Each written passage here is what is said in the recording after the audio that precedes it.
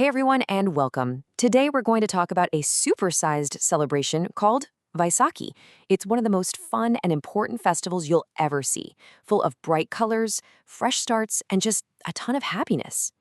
So let me ask you something. Can you imagine going to a party that's so huge it's actually celebrating two totally different, amazing things at the exact same time? Well, that's kind of what Vaisakhi is like. It's a two-for-one deal, and we're about to find out why. So yeah, Vaisakhi is basically a giant birthday party and a giant thank you party all rolled into one. So what are these two big reasons for such a huge celebration?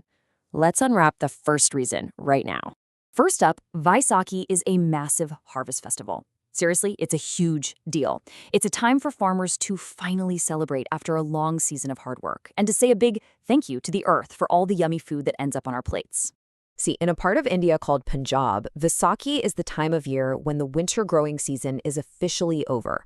And that means the Rabi crops, which includes things like beautiful golden wheat, are finally ready to be harvested after months and months of work. And believe me, it is a lot of work. Farmers have to plant all the seeds way back in the winter, then they have to water the fields and take care of everything. And then, finally, at Vaisakhi, it's time for the big payoff, the harvest.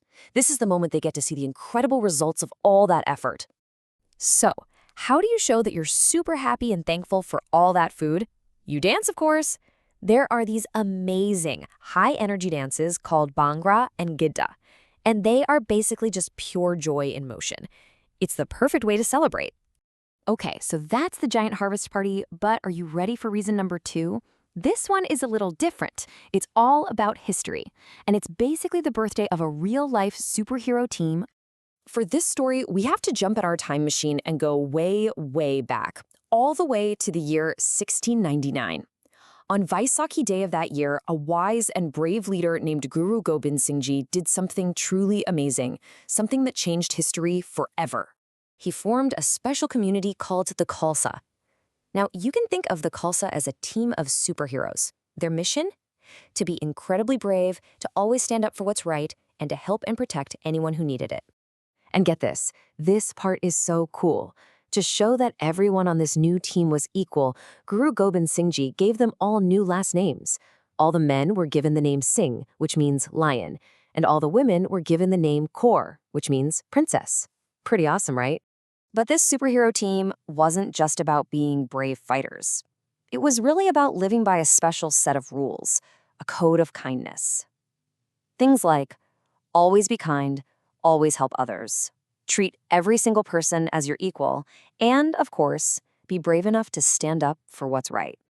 So let's put it all together. You've got a massive harvest festival and the birthday of the Khalsa happening on the very same day. So how do people celebrate both of these amazing things at once? Let's take a look. On Vaisakhi, lots of people go to a Gurdwara, which is a Sikh place of worship. It's kind of like a community center where everyone can gather together to celebrate and pray.